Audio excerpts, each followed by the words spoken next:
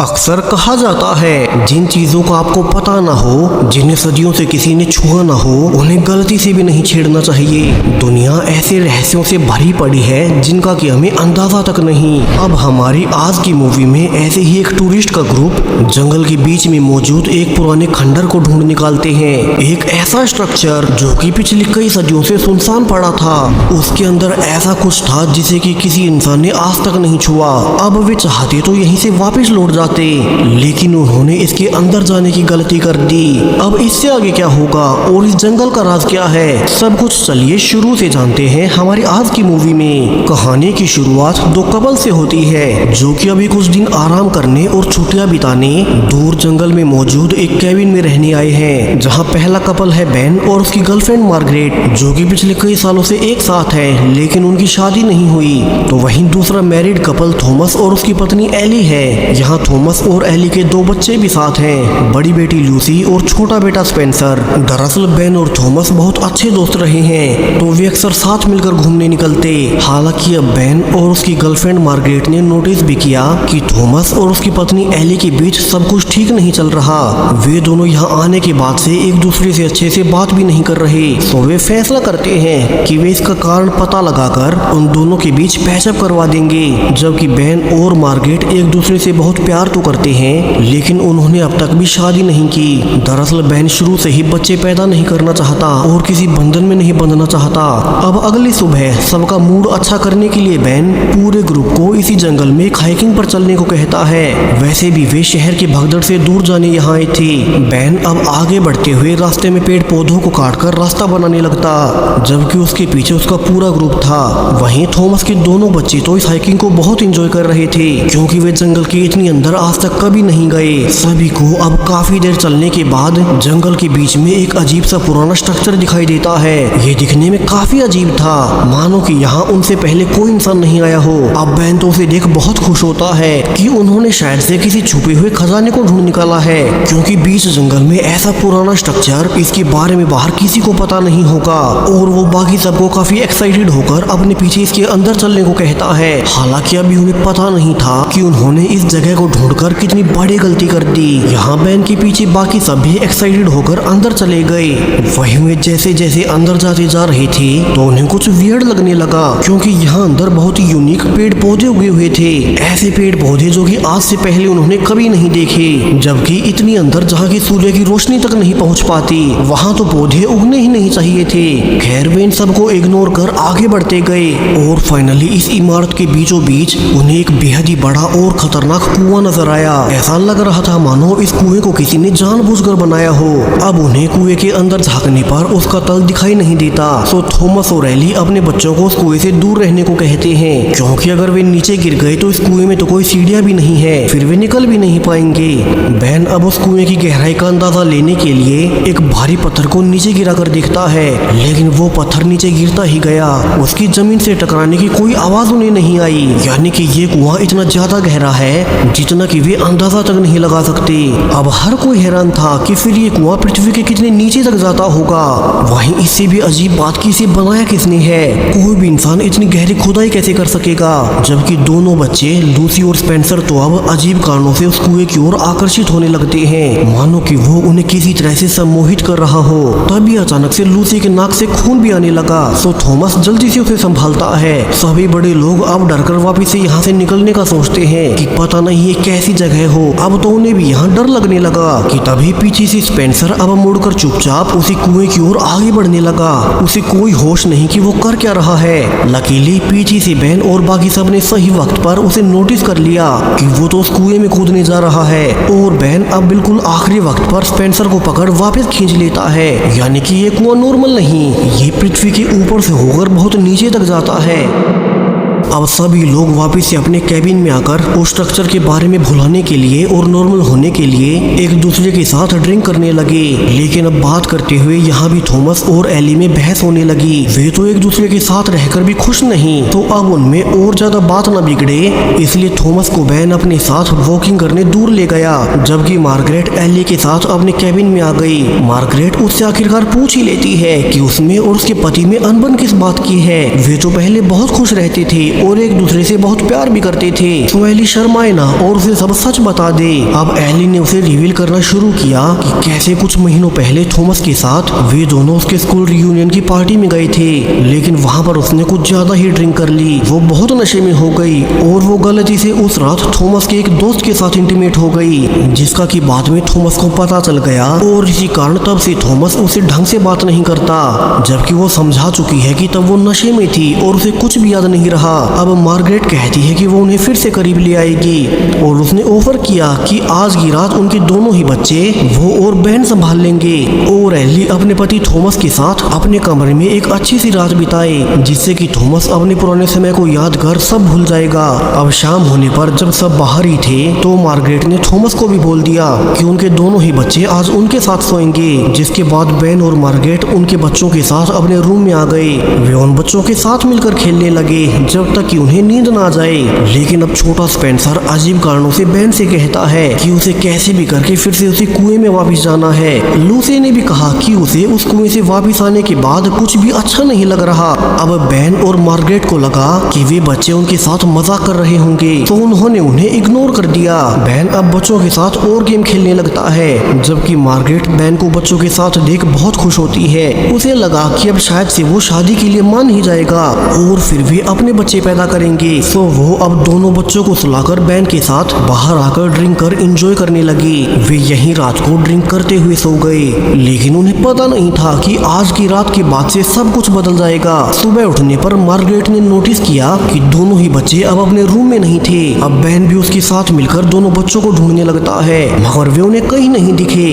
वे दोनों इसलिए भी डर गए क्योंकि उनके दोस्त ने अपने बच्चे उन्हीं के भरोसे पर छोड़े थे और अब वे यहाँ नहीं है, तो कहीं उन्हें कोई चोट ना आ जाए। इसी कारण दोनों डर जाते हैं। तभी बेन को याद आया कि दोनों बच्चे कल रात उसी कुएं में वापस जाने की बात कर रहे थे, तो कहीं वे सुबह उठकर अकेले ही वहां न चले गए हों। बेन अब मार्गरेट को यहीं रुकने का कहकर अकेला ही दोनों बच्चों को ढूंढने उसी स्ट्रक्चर की ओर चल पड़ा और उसका मानना बिल्कुल सही था। उसने उस स्ट्रक्चर में जाकर देखा कि वे दोनों ही बच्चे उस कुएं के किनारे पर खड़े हैं। अब बेन चिल्लाते हुए उन्हें पीछे हटने का कहकर उनकी ओर रोकने भागता है, लेकिन वे बच्चे तो मानो खुद की बस में ही नहीं थे और वे बेन के आने से पहले ही खुद उसके सामने ही कुएं में कूद गए और बेन कुछ नहीं कर सका। अब बेन का यहाँ से दिल टूट गया क्योंकि उसे पता था कि ये कुआं इतना गहरा है कि ये बच्चे अब जीवित नहीं बचने वाले। वहीं इस कुएं में सीढ़ियां भी नहीं जो वे इसके नीचे जाकर ही देख सके। बेन रोने लगता है। उसे समझ नहीं आता कि वो अपने बेस्ट फ्रेंड थॉमस को उसके बच्चों के बारे में क्या जवाब देगा। वो डरते हुए अब यही बुरी खबर देने वापिस से कैबिन में जाने लगता है। वो सोच ही रहा था कि वो अपने दोस्त का सामना कैसे करे कि तभी उसके पास मार्गरेट का फोन आया और उसके कुछ भी बोलने से पहले मार्गरेट ने कहा कि लूसी और स्पेंसर वे दोनों बच्चे वापस आ गए हैं, तो बेन उन्हें और न ढूंढे। अब ये सुनकर तो बेन हैरान रह गया क्योंकि लूसी और स्पेंसर दोनों ही उसके सामने कैबिन में खेल रहे थे, जबकि अभी कुछ ही देर पहले उसने उन दोनों बच्चों को उसी खंडर वाले कुएं में कूदते देखा था। उसे भरोसा था कि वो बिल्कुल सच था, तो फिर अब ये कैसे हो सकता है। हालांकि बेन अब डर के मारे मार्गरेट, थॉमस और एलाई को कुछ नहीं बताता। वहीं कल रात के बाद थॉमस और एलाई भी करीब आ गए। वे अब साथ में काफी खुश लग रहे थे कि तभी बेन ने ध्यान दिया कि दोनों ही बच्चे अब बहुत अजीब बिहेव कर रहे हैं। अब उनके चेहरे में वो पहले वाली मासूमियत नहीं बची। वहीं जब बेन उनके पास भी गया तो वे उसे अजीब तरह से घूरने लगते हैं, मानो कि उन्हें सब पता हो। जबकि थॉमस, एलाई और मार्गरेट तो हैरान थे कि बेन जब से सुबह से जंगल से वापस आया है तो वो उनके बच्चों को क्यों घूर रहा है। जिसके बाद बेन डरते हुए अपने रूम में वापस आ गया। उसे लगा कि जो कुछ भी उसने उस खंडर में देखा था कहीं वो उसके मन का वहम तो नहीं था, लेकिन अंदर ही अंदर उसे खुद पर पूरा भरोसा था कि वो सब सच था। और अगर वे दोनों बच्चे वहीं मारे गए तो अब जो बच्चे उनके कैबिन में खेल रहे हैं वे असली नहीं हो सकते। बेन अब फिर से बाहर आकर कुछ देर बाद उनसे पूछता भी है कि उसने तो उन्हें उस स्ट्रक्चर में देखा था और वो भी कुएं में कूदते हुए, तो फिर वे वापस कैसे लौटे। लेकिन दोनों बच्चे अब अजीब तरह से बिहेव करते हुए उसके सवालों को ही टालने लगे। बेन समझ गया कि उन्हें सब पता है कि वो उन पर शक कर रहा है, मगर वे जानबूझकर उसे उलझा रहे हैं। वहीं स्पेंसर तो जमीन में चलने वाले कीड़ों को मारते जा रहा था। इसके अलावा वे बहन के सामने एक दूसरे से आपस में एक अजीब से कीड़ों वाली भाषा में बात करने लगे, जो कि बहन ने आज से पहले कभी नहीं सुनी थी। तभी उन बच्चों के नाक से खून आने लगा और वे बहन की ओर देखने लगे, मानो वे इशारों में कह रहे हों कि अब बहन चाहकर भी कुछ नहीं कर सकता। बहन ने ये भी नोटिस किया कि अब वे कुछ ज्यादा ही एक्टिव हो गई, उनमें बहुत ताकत भी आ गई। छोटा स्पेंसर अपने साइज से कहीं गुना बड़ा एक पत्थर उठाकर बड़ी आसानी से बहुत दूर फेंक देता है। अब बहन इन सब को देख हैरान ही था कि पीछे से उसे मार्गरेट ने बुला लिया, क्योंकि बहन आज सुबह से ही बहुत अजीब बिहेव कर रहा है। बहन अब मार्गरेट को अकेले में बुलाकर उसे सब सच बता देता है, कैसे उसने दोनों बच्चों को उसी कुएं में गिरते देखा था और वहाँ से तो कोई वापस भी नहीं आ सकता। तो फिर ये बच्चे यहाँ कैसे आए और वे इतना अजीब बिहेव क्यों कर रहे हैं? तो उसके अनुसार ये दोनों बच्चे असली नहीं हो सकते। अब जैसा कि होना ही था, मार्गरेट उसका भरोसा नहीं करती। वो कहती है कि कल रात उन्होंने कुछ ज्यादा ही ड्रिंक कर ली थी, सो बहन को कोई भ्रम हुआ होगा और वो बच्चों के बारे में ऐसी बहकी हुई बातें थॉमस और एलाई के सामने ना करे, वरना तो वे उसे पागल समझेंगे। अब बहन को भी लगा कि मार्गरेट सही कह रही है और वो अब से थॉमस के बच्चों से दूर ही रहेगा। लेकिन जब वो कैबिन में अकेला ही था कि तभी दोनों बच्चे उसके कमरे में आकर उसे चिढ़ाने लगे। वे जानबूझकर उसे डरा रहे थे, सो बहन उनसे दूर रहने के लिए बाहर आ गया। लेकिन यहाँ भी वे उसे अजीब तरह से घूरते हुए उसके पीछे चले आए। तभी स्पेंसर बेन को सबके सामने चिप्स ऑफर करता है। बेन ने देखा कि इसके अंदर बहुत से कीड़े घूम रहे थे, जिससे कि डरकर बेन भड़क उठा और थॉमस कहता है कि बेन उसके बच्चों पर ऐसे क्यों चिल्लाया। अब बेन फाइनली उन्हें भी सब सच बता ही देता है, कैसे उसने उनके बच्चों को कुएं में मरते देखा था और जब से वे वापिस आए हैं तब से बहुत अजीब हरकतें कर रहे हैं। सो उसे नहीं लगता कि थॉमस के दोनों बच्चे असली हैं। अब मार्गरेट ने जैसा कि पहले बेन को समझाया था, थॉमस और एली ये सुनते ही बेन पर भड़क उठे कि वो उनके बच्चों को पसंद नहीं करता। बेन को शर्म आनी चाहिए, जो वो पेरेंट्स के सामने ही उनके बच्चों के मरने की बातें कर रहा है। उन सबको लगा कि बेन पागल हो गया है। एली ने तो ये भी कह दिया कि बेन खुद बच्चे नहीं पैदा करना चाहता, इसलिए उसने अब तक मार्गरेट से शादी तक नहीं की और अब वो उनके बच्चों को बुरा बोल रहा है। ये सुनकर मार्गरेट एली को थप्पड़ भी मार देती है, जिससे कि दोनों ही कपल्स में झगड़ा हो गया और वे गुस्से में एक दूसरे से अलग हो गए। अब बेन अकेले में सोच ही रहा था कि वो अभी यहाँ से मार्गरेट के साथ जंगल से वापस शहर लौट जाएगा कि पीछे से लूसी आ गई और बेन गुस्से में पूछता है कि वो है कौन, क्योंकि उसे पता है कि वे असली तो बिल्कुल भी नहीं। तो वे उनसे क्या चाहते हैं? अभी लूसी ने अजीब सी आवाज में कहा कि ऐसा सच में है। बेन सच कह रहा है, लेकिन वो चाहकर भी किसी को ये सच्चाई समझा नहीं पाएगा।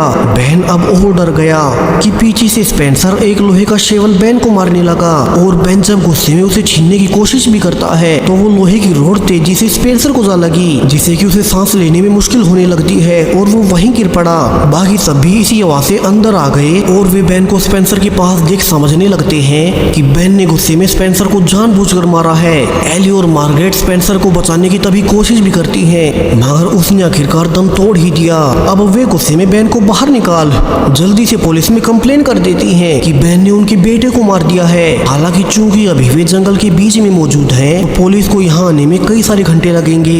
वहीं अब तो मार्गरेट को भी लगने लगा कि बेन शायद से पागल हो रहा है, उसी ने जानबूझकर स्पेंसर को मार दिया होगा। बेन उसे अकेले में बुलाकर खुद को सच्चा साबित करने को कहता है कि मार्गरेट उसके साथ उसी कुएं में चले, शायद से उन्हें वहाँ दोनों बच्चों की बॉडीज मिल जाएगी। लेकिन जब वे वहाँ भी गए तो कुएं के गहरा होने से वहाँ पर उन्हें बच्चों की बॉडीज कहाँ से दिखती और मार्गरेट को लगा कि सब कुछ बेन के पागलपन का नतीजा है। वो वहीं से वापस लौट गई और बेन यहीं कुएं के पास रुक गया। लेकिन जब मार्गरेट वापस से केबिन में गई तो लूसी उसे कहती है कि वो उसे जंगल में कुछ दिखाना चाहती है और वो अभी उसके साथ चले। लकीली तभी थॉमस आ गया और वो मार्गरेट से कहता है कि वो उसकी बेटी से दूर रहे। पहले ही बेन उसके बेटे को मार चुका है और वो मार्गरेट को उसकी बेटी से अलग कर खुद लूसी के साथ जंगल में चला गया।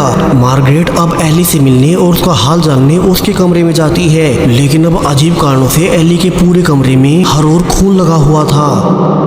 वहीं आसपास से कीड़ों की आवाज भी आ रही थी। मार्गरेट ने देखा कि ये तो पूरा कमरा ही बिखरा पड़ा है। तभी उसे सामने एली बहुत घायल हालत में मिली। अब ये सब किया किसने? मार्गरेट ये सोच ही रही थी कि तभी उसके सामने स्पेंसर, जो कि मारा जा चुका था, वो अचानक से आंखें खोल लेता है। यानी कि जब यहाँ एली के अलावा कमरे में और कोई नहीं था तो स्पेंसर ने उठकर उसे ही मार दिया। वो असल में कभी मरा ही नहीं था। मार्गरेट अब सब समझ गई कि बेन का कहना बिल्कुल सही था, ये दोनों बच्चे असली नहीं। मगर तब उनमें से किसी ने भी उसका भरोसा नहीं किया। अब स्पेंसर की आंखें अजीब तरह से चमकने लगती हैं और वो कीड़ों की आवाज निकालते हुए मार्गरेट पर भी अटैक करने आगे बढ़ा। लेकिन मार्गरेट जल्दी से दरवाजे को बंद कर उसे बाथरूम में ही लॉक कर देती है। तभी पीछे से यहाँ लूसी भी आ गई। सो मार्गरेट एक सोफे के पीछे छिप जाती है कि लूसी की परछाई किसी इंसान की नहीं बल्कि कीड़े जैसी लग रही है। वो समझ गई कि ये तो सच में ही बैन के कहे अनुसार अब बच्चे नहीं बचे। मार्गरेट किसी तरह से बाहर निकलने का सोचती है। तभी उसे बाहर से पुलिस की गाड़ी की आवाज आई। उसे याद आया कि उन्होंने ही आज दिन में पुलिस को बैन के बारे में कंप्लेन की थी और वे जंगल के बीच मौजूद होने से पुलिस अब यहाँ पहुँच पाई है। वो अब जल्दी से भागकर बाहर गई और डरते हुए उसने खुद को यहाँ से निकलने के लिए कहा। मार्गरेट डरते हुए सब बताने लगती है कैसे बच्चों ने पहले एली को मार दिया और थॉमस भी लूसी के साथ जंगल में गया था, तो क्या पता वो भी अब तक जीवित न बचा हो। अब वो पुलिस ऑफिसर घर के अंदर बच्चों को देखने चाहती है कि तभी मार्गरेट के सामने उस ऑफिसर को भी वे बच्चे अंदर खींच लेते हैं और जान से मार देते हैं, जिससे कि मार्गरेट तो अब डरकर चिल्लाते हुए दूर भागने लगी। वो जल्दी से अपनी गाड़ी लेकर यहाँ से निकलना चाहती थी। तभी उसे बच्चों की आवाज आई और वो गाड़ी के नीचे छिप गई। वे बच्चे उसे ढूंढते हुए उसी गाड़ी के पास आकर खड़े हो गए जहाँ की वे आपस में कीड़ों की आवाज में बातें कर रहे थे, ऐसी भाषा जो कि इंसान तो बिल्कुल भी नहीं समझ सकते। तो मार्गरेट अब उन्हें दूर भेजने के लिए थॉमस की फोन पर कॉल कर उन्हें डिस्ट्रैक्ट कर दूर भेज ही देती है। और उनके जाते ही वो गाड़ी में बैठी और गाड़ी स्टार्ट करते हुए उसे सामने बैन नजर आया। मार्गरेट ने देखा कि बैन अजीब तरह से चलते हुए कैबिन में जा रहा है, तो वो उसे भी बचाने उसके पीछे चली गई। वो डरते हुए कहती है कि वो बिल्कुल सही था, वे बच्चे एक ही कर सभी को मार रहे हैं, तो उन दोनों को अभी यहाँ से निकल जाना चाहिए। लेकिन अब अजीब कारणों से बैन मुस्कुराने लगा। उसने कहा कि अब यहाँ से कोई भी नहीं जाएगा, अब से ये जंगल ही उनका घर है। मार्गरेट सब समझ गई कि पहले बच्चे उसी कुएं में गिरे थे और फिर कोई उनका रूप लेकर आ गया। वहीं आज दिन में बैन उसी कुएं के पास रुक गया था, यानी कि असली बैन तो कुएं में कूदकर मारा गया होगा और ये बैन कोई और नहीं बल्कि उसका क्लोन है। अब बैन कहता है कि अब से यही जंगल में रहकर वे अपनी आबादी बढ़ाएंगे और वो धीरे धीरे उस पर अटैक करने आगे आते जा रहा था। सो मार्गरेट ने डरते हुए पहले उसी पर तलवार से वार कर दिया और वो जल्दी से भागकर बाहर जाने लगी। हालांकि रास्ते में बच्चों ने ट्रैप बिछा रखे थे, तो मार्गरेट सीधा सीढ़ियों से नीचे गिरते हुए बेहोश होने लगी और वे बच्चे उसे घसीटकर अब उसी कुएं की ओर ले जाने लगते हैं। मार्गरेट को होश आने पर समझ आ गया कि ये बच्चे उसे भी कुएं में फेंककर उसे भी मार दिया जाएगा ताकि फिर उसका भी कोई दूसरा क्लोन बाहर आ जाए। उसने देखा भी कि यहाँ तो एली और पुलिस ऑफिसर की भी बॉडी पड़ी हुई थी, जिन्हें की बच्चे अब एक एक कर उस कुएं में फेंकने लगते हैं। उन्होंने पहले एली और फिर पुलिस ऑफिसर को उसी कुएं में फेंक दिया। हालांकि मार्गरेट हार नहीं मानती, वो अपनी पूरी हिम्मत लगाकर खड़ी हुई और जब वे बच्चे उस कुएं के पास ही थे कि उसने पीछे से जाकर उन दोनों को ही कुएं में गिरा दिया। उसे लगा कि अब वे वापस नहीं आएंगे और वो घायल होने के बावजूद चलते हुए फाइनली कैबिन तक पहुंच गई, जहां से वो अपनी गाड़ी लेकर इस जंगल से बाहर निकल जाएगी कि तभी पीछे से बैन आ गया, जो कि उसे पता है कि असली नहीं है। वहीं चूंकि मार्गरेट काफी ज्यादा घायल हो चुकी है, तो वो तो उसे लड़ भी नहीं सकती कि तभी थॉमस आकर बैन पर कूद पड़ा और उसने कहा कि मार्गरेट यहाँ से निकल जाए। वो जंगल में लूसी की वार करने के बावजूद जिंदा बच गया था, तो अब उसे भी सब सच पता है। मार्गरेट अब जल्दी से अपनी गाड़ी लेकर जंगल से निकलने लगी। वो फाइनली कई घंटों की ड्राइविंग के बाद जंगल से मेन रोड तक आ ही गई और अब जब उसे लगा कि वो सेफ हो चुकी है, तो वो रोड के एक साइड में गाड़ी रोक अपने सभी साथियों के लिए रोने लगती है, जो सब पीछे जंगल में मारे गए। तभी उसने देखा कि बैन, लूसी और स्पेंसर तीनों एक साथ हाथ पकड़कर रोड पर उसकी गाड़ी के सामने आकर खड़े हो गए। अब मार्गरेट तो कई घंटों से ड्राइव कर रही थी, तो फिर वे इतनी जल्दी उस तक कैसे पहुंचे? यानी कि ये जो भी क्रीचर हैं, वे उड़ भी सकते हैं। मार्गरेट ने पहले परछाई में उनके पंख भी देखे थे, तो मार्गरेट अब गुस्से में बड़ी तेजी से गाड़ी चलाकर उन्हें कुचलने के लिए आगे बढ़ने लगी। अब ये सब हुआ क्या? उस कुएं का राज क्या था? दरअसल वो कुआं एक पोर्टल था जो कि पृथ्वी की मेन सरफेस को पृथ्वी के अंदर वाले डायमेंशन से जोड़ता है। लेकिन किसी तरह से पृथ्वी के अंदर के जीव उस पोर्टल के जरिए ऊपर निकल आए, लेकिन चूंकि वहाँ जंगल में आज तक कोई इंसान नहीं गया था, तो वे कहीं नहीं जा पाए। लेकिन फाइनली ये ग्रुप उनके पास चला गया और उसके बाद अब वे इंसानों को मारकर उनका रूप लेकर पृथ्वी के ऊपर भी रहना चाहते हैं। इसलिए उन्होंने बच्चों के रूप में पहले सारे ग्रुप में लड़ाई करवा दी ताकि सभी बड़े लोग अलग हो जाएं और उन्हें मारना आसान हो। वहीं अब वे मार्गरेट को भी मार ही देंगे और समय के साथ और इंसानों को मारते हुए अपनी आबादी बढ़ाते जाएंगे। वैसे भी इस जंगल से निकलने का रास्ता तो उन्हें खुद मार्गरेट ने ही दिखा दिया, क्योंकि आज से पहले वे जंगल से बाहर नहीं आ पाए थे। और इसी शॉकिंग एंडिंग के साथ ये पूरी मूवी यहीं पर खत्म हो जाती है।